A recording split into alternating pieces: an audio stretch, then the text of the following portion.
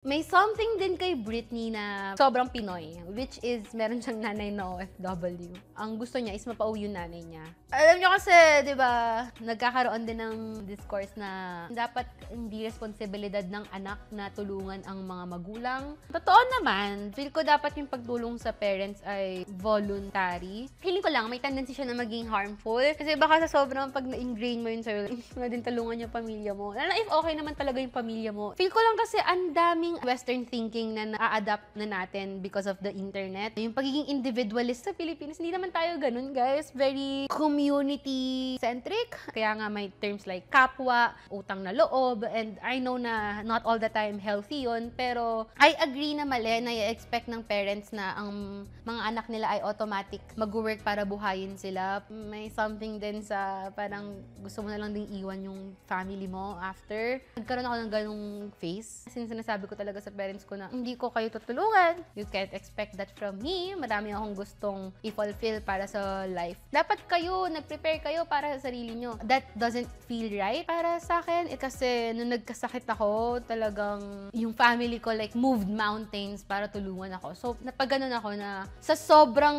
na-mold ako ng internet na maging girl boss. I am on my own. I do this shit on my own. Medyo naging cruel ako in a way.